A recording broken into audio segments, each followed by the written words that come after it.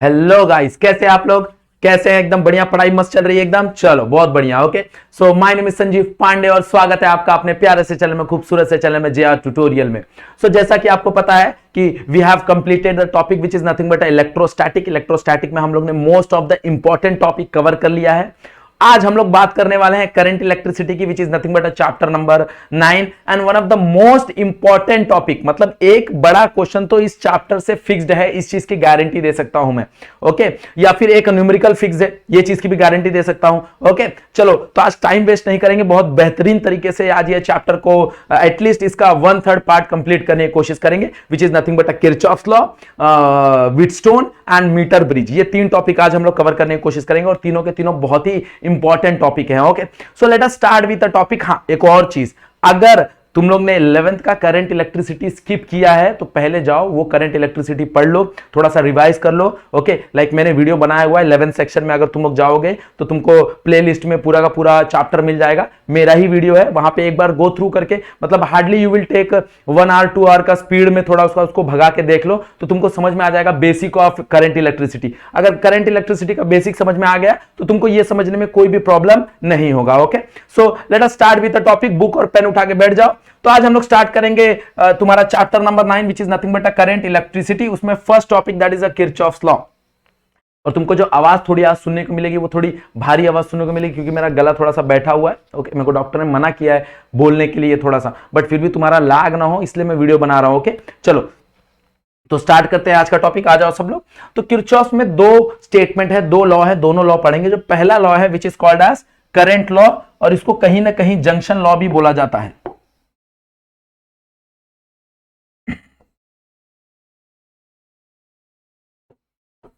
तो किरचॉफ ने क्या बोला? किरचॉफ ने बोला कि at a particular junction, junction मतलब क्या भाई, जहां पे एक से मतलब दो से ज्यादा वायर या फिर दो से ज्यादा कंपोनेंट आके मिले। जैसे यहां पे देखो, ये एक जंक्शन हुआ, ये एक जंक्शन हुआ, ये एक जंक्शन हुआ। ओके, इसको बोलते हैं ब्रांच। ये एक ब्रांच हुआ, ये क्या हुआ? एक ब्रांच हुआ। ओके, जहां पे कंपोनेंट लगते हैं।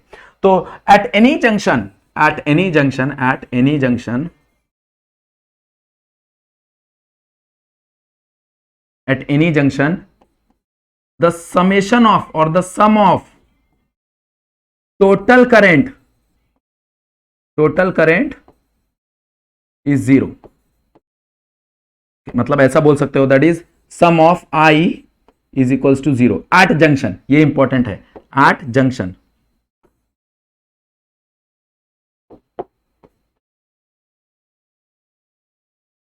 कहीं पे भी नहीं, सिर्फ जंक्शन पे, कहीं पे भी नहीं, सिर्फ जंक्शन पे। या फिर तुम बोल सकते हो at any junction, at any junction, at any junction total incoming current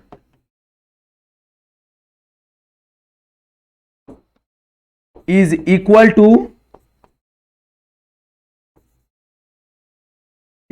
the total outgoing current. ऐसे भी बोल सकते हो, कोई प्रॉब्लम नहीं, दोनों का मतलब सेम ही है। ओके, मतलब भाई जितने भी इनकमिंग करंट होंगे आई, जितने भी आउटगोइंग करंट होंगे वो दोनों इक्वल रहेंगे। ओके, बस यहां पे क्या ध्यान देना है, जब तुम लोग टोटल जंक्शन के लिए ये लगाओगे, पहला वाला स्टेटमेंट यूज करोगे तो ऑलवेज याद रखना, जो इनकमिंग करंट रहेगा, the current coming towards the junction, that is a positive current and the current going away from the junction, that is a negative current। अब इसका उल्टा भी कर सकते हो, कोई प्रॉब्लम नहीं है, कोई गलत चीज नहीं है, बट एक को तो माइनस लेना है और एक को पॉजिटिव लेना है, ये तुम्हारे ऊपर है। ओके, तो ऑलवेज एक चीज फिक्स कर लो कि जो आएगा उसको पॉजिटिव लेंगे, जो जाएगा उसको नेगेटिव लेंगे। तो यहां पे देखो, एक एग्जांपल के थ्रू इसको समझने की कोशिश करते हैं। मान लो कि यहां पे 5 एम्पियर का करंट आ रहा था। अब यहां पे 5 एम्पियर का करंट आ रहा था, वो 5 में से देखो ये वाले ब्रांच में कितना चला गया? 2 एम्पियर का करंट चला गया। अब 5 में से 2 एम्पियर का करंट यहां पे चला गया तो यहां पे कितना ही एम्पियर बचेगा? यहां पे बचेगा 3 एम्पियर। हाँ या ना? अब देखो, यहां से 3 एम्पियर का करंट आ रहा था, यहां से भी 3 एम्पियर का करंट आ रहा था, तो ये दोनों करंट यहां पे ऐड होके जाएगा, बराबर। ये दोनों करंट यहां पे क्या होके ऐड होके जाएगा, मतलब यहां पे जो रिजल्टेंट करंट जाएगा that will be 6 ampere current. Yes और नो, क्योंकि दोनों इनकमिंग करंट है ना टुवर्ड्स जंक्शन, सो इनकमिंग करंट है तो इसका मतलब दोनों के दोनों ऐड होंगे। अब यहां पे भी देखो 6 एंपियर का करंट आ रहा था और यहां से 2 एंपियर का करंट आ रहा था, तो ये दोनों के दोनों इनकमिंग है, मतलब 6 एंपियर और 2 एंपियर ऐड हो जाएंगे। तो यहां पे मेरे को पूछा है कि भाई आई कितना होगा, तो आई होगा 8 एंपियर। कहानी समझ में आई? आई क्या होगा? आई होगा 8 एंपियर करंट, है ना, एकदम सिंपल कंसेप्ट है। ओके, मतलब the total current at any junction should be equals to, या फिर बोल लो भाई जितना इनकमिंग करंट रहेगा उतना ही आउटगोइंग करंट रहेगा। क्लियर? बात समझ में आ गई everyone? This is nothing but a Kirchhoff first law. Second law की बात करते हैं and the most important law. Okay, थोड़ा सा पानी पी लेता हूं, गला बहुत ज्यादा अटक रहा है।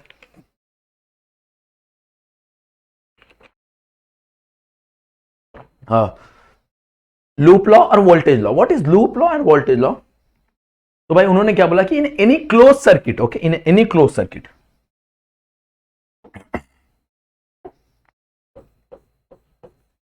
in any closed circuit, in any closed circuit, the sum of EMF and voltage across resistor is zero. Is zero. इसका मतलब क्या है? मतलब मान लो कि अगर कोई ईएमएफ लगा हुआ है, ईएमएफ को हम लोग एप्सिलॉन से शो करते हैं बराबर, अगर कोई ईएमएफ लगा हुआ है उसका सम प्लस अगर कोई पोटेंशियल ड्रॉप है, पोटेंशियल ड्रॉप हम लोग कैसे निकालते हैं? I R, V is equals to I R. Yes, Ohm's law लगता है यहाँ पे। ओके, इसलिए मैंने बोला कि 11th का टॉपिक देख लो तो तुमको समझ में आएगा, फिर कंफ्यूजन नहीं होगा। तो पोटेंशियल ड्रॉप कैसे निकालते हैं? V is equals to I R. इन दोनों का जब हम लोग सम करेंगे तो answer should be zero. Okay, मतलब ये दोनों ऐड होके आंसर क्या आने चाहिए? आंसर आने चाहिए जीरो। अब यहां पे सबसे इंपॉर्टेंट क्या है? यहां पे सबसे इंपॉर्टेंट है sign convention. Okay, sign convention के लिए एकदम सिंपल मेथड है। देखो, अगर तुम्हारा अज्यूम डायरेक्शन, इसके अंदर तुमको डायरेक्शन अज्यूम करना रहता है। मोस्ट ऑफ द टाइम लोग क्लॉकवाइज या एंटी क्लॉकवाइज अज्यूम करते हैं, कोई प्रॉब्लम नहीं, तुम लोग कुछ भी अज्यूम कर सकते हो। बट मान लो कि तुम्हारे अज्यूम डायरेक्शन से करंट का डायरेक्शन सेम है। If assumed direction is same as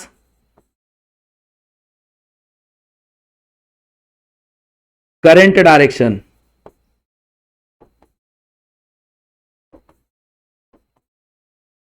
then the voltage is negative और वाइस वर्सा। अगर तुम्हारा डायरेक्शन और करंट का डायरेक्शन सेम है तो नेगेटिव, तुम्हारा डायरेक्शन और करंट का डायरेक्शन अपोजिट है तो पॉजिटिव। ओके, ये हो गया वोल्टेज के लिए। ईएमएफ के लिए क्या होगा? ओके, ऑलवेज रिमेंबर, तुम्हारे एज्यूम डायरेक्शन का जो नेक्स्ट वाला टर्मिनल होगा ना, मान लो कि तुम ऐसे चल रहे हो, तुमने ऐसे डायरेक्शन एज्यूम किया, अब ऐसे जाके तुम लोग जो नेक्स्ट वाला टर्मिनल, अब नेक्स्ट वाला टर्मिनल पॉजिटिव है, तुमको पता है जो बड़ा वाला लाइन होता है दैट इज पॉजिटिव, जो छोटा वाला होता है वो नेगेटिव होता है। तो जो नेक्स्ट वाला टर्मिनल रहेगा ना वो एज्यूम करना है, वो उसका साइन देना है। ओके, तो नेक्स्ट वाला क्या रहेगा? Okay, the sign for the EMF, for EMF always choose the sign of next, okay, next sign of cell, next sign of cell from your path, from your path. Okay, अब ये लिख के तो हम लोग ने देख लिया है, अब कैसे इसको अप्लाई करेंगे, सर्किट में कैसे सॉल्व करेंगे, वो चीज हम लोग यहां पे देखेंगे। तो यहां पे देखो, यहां पे सर्किट दिया हुआ है, क्लोज सर्किट है। पहला लूप कंसीडर कर लो, let us consider A B F C G. Okay, तो कंसीडर कैसे सॉल्व करेंगे वो चीज हमको यहां पे देखना है। तो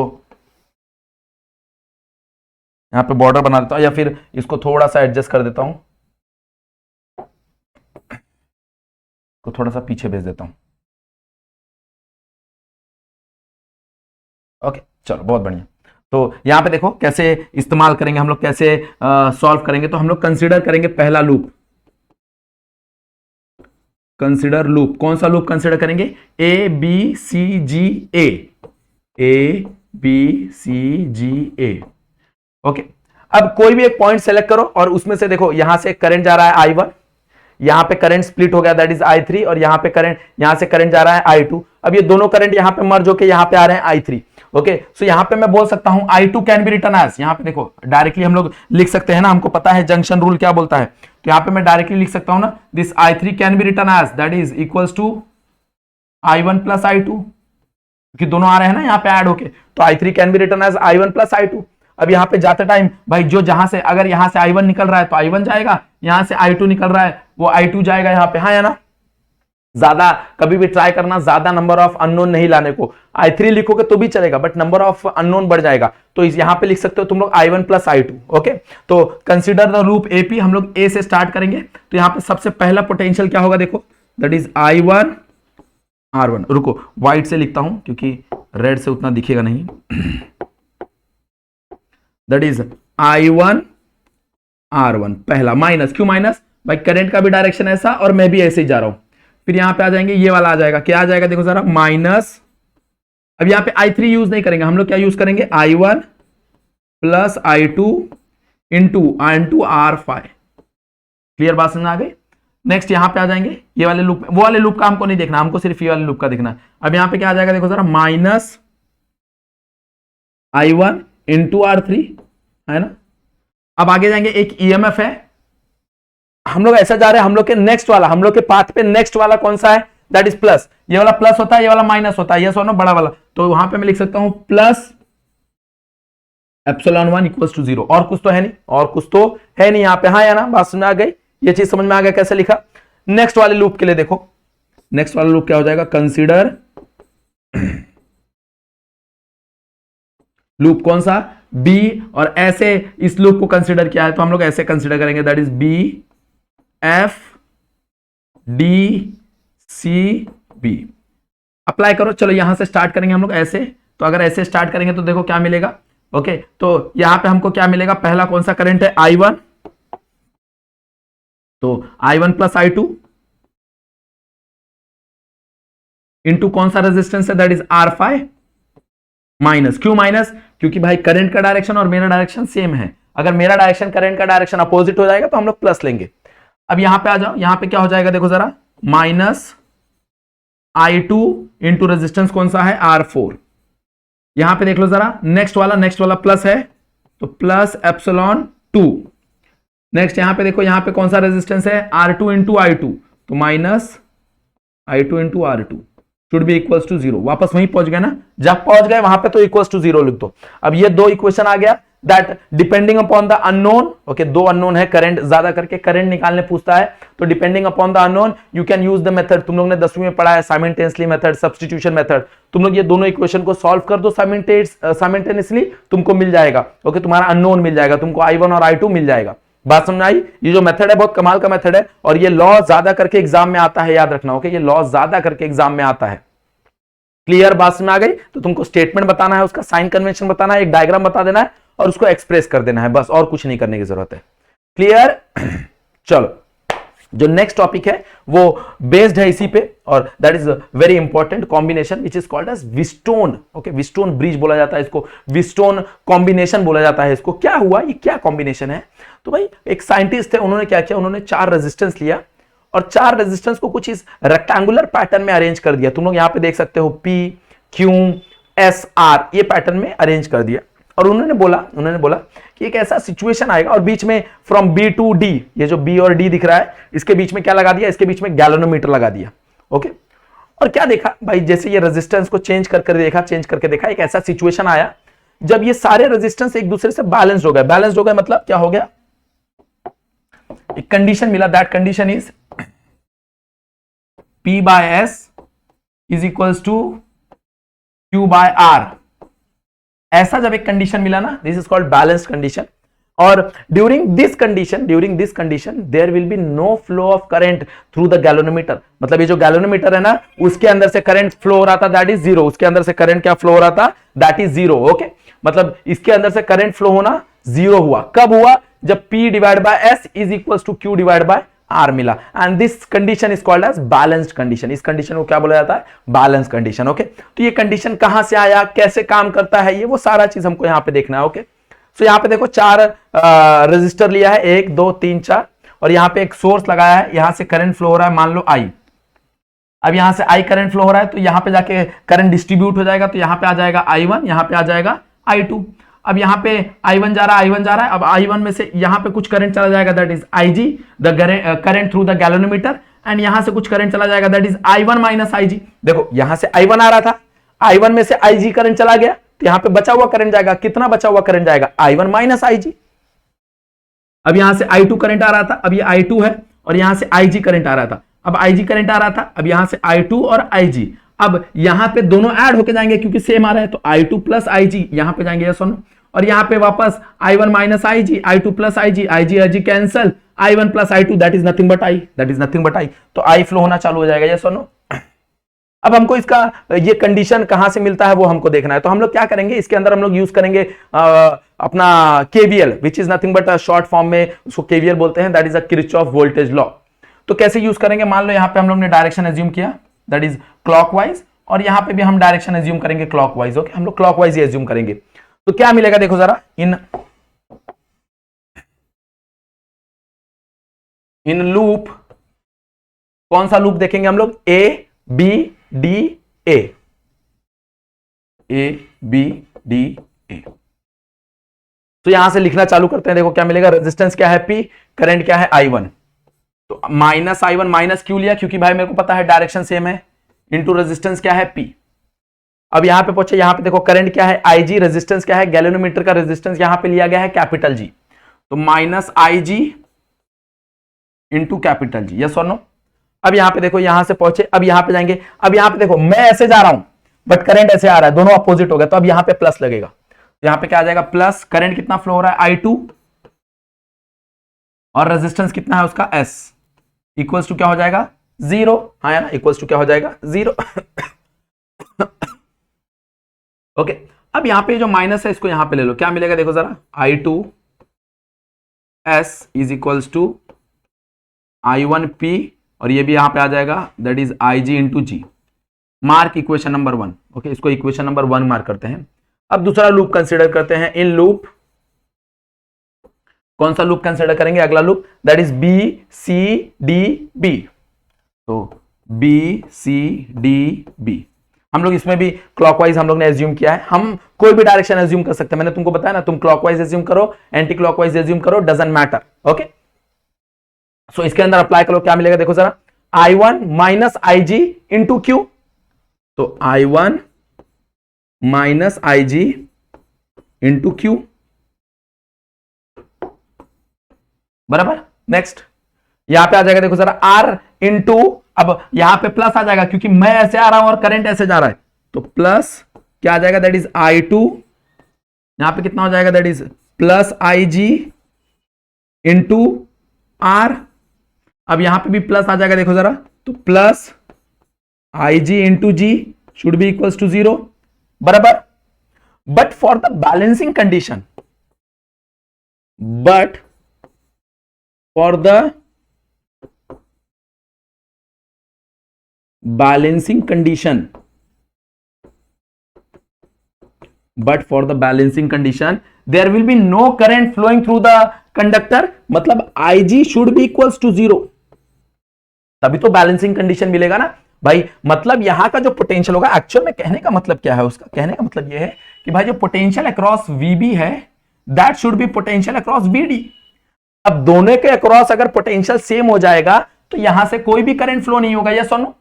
मतलब यहां पे क्या बोलना चाहता है, वो बोलना चाहता है कि VB इक्वल्स टू VD हो गया, भाई दोनों के अक्रॉस पोटेंशियल सेम हो गया।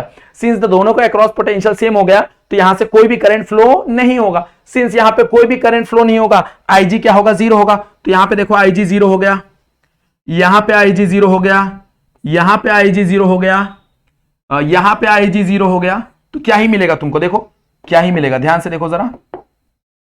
पहले वाले इक्वेशन से क्या मिलेगा, पहले वाले इक्वेशन से तुमको मिलेगा I2S इक्वल्स टू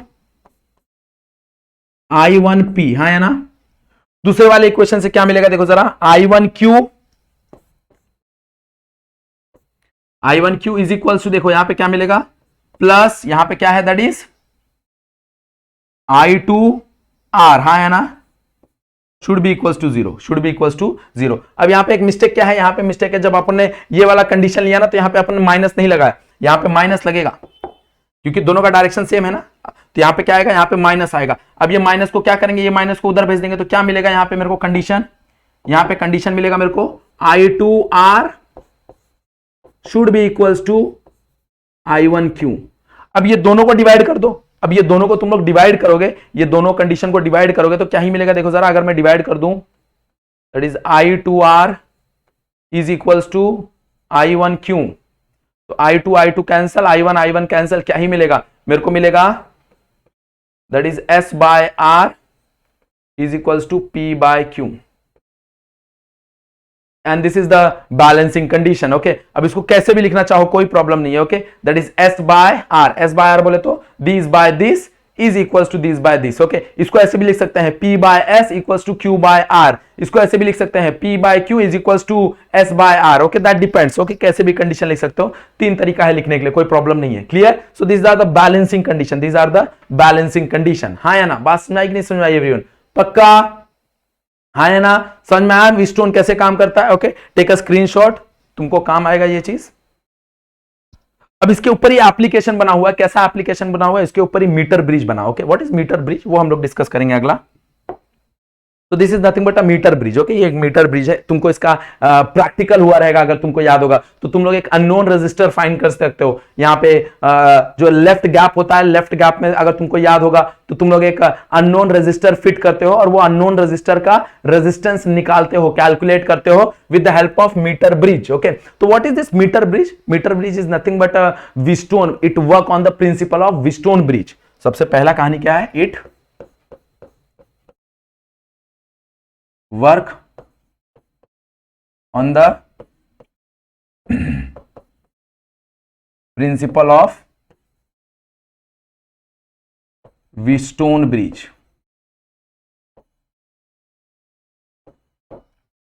और मीटर ब्रिज क्यों नाम होता है? क्योंकि यहां पे 1 मीटर का स्केल यूज होता है, दैट इज 100 सेंटीमीटर। तो अभी यहां पे कहानी क्या है, यहां पे दो गैप होता है, एक लेफ्ट गैप है जहां पे हम लोग अपना अननोन रेजिस्टेंस लगाते हैं, ये हमारा अननोन रेजिस्टेंस है, अननोन।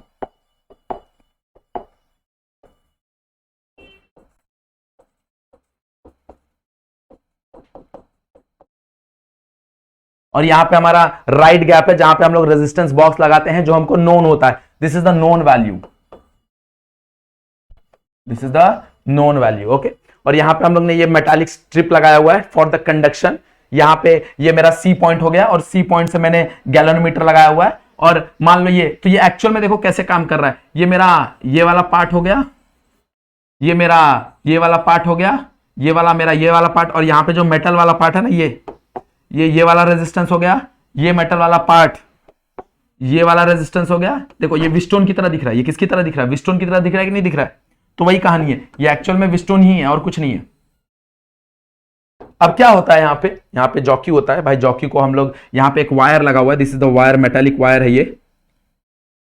अब इस मेटालिक वायर पे ना जॉकी को मूव कराते हैं, मतलब यहां पे रखते हैं, यहां पे रखते हैं, तो एक ऐसा पॉइंट मिलता है, let's say point D, this point D is called as null point.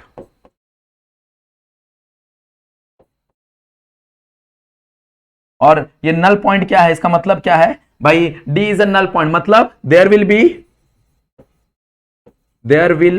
B no current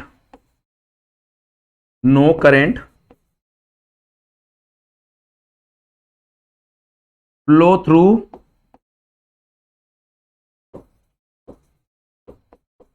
galvanometer. Okay, there will be no current flow through the galvanometer, मतलब यहां से कोई भी करंट फ्लो नहीं होगा, मतलब आईजी क्या हो जाएगा, आईजी हो जाएगा zero, the current flow through the galvanometer is zero. इसका मतलब क्या है, इसका मतलब यह है कि भाई इसका जो पोटेंशियल कंडीशन है वो बैलेंस्ड हो जाएगा।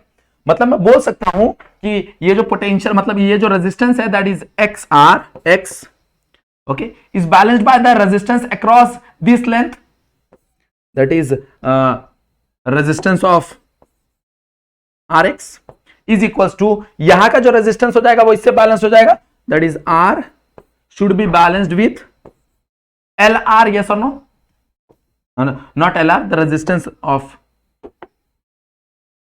R.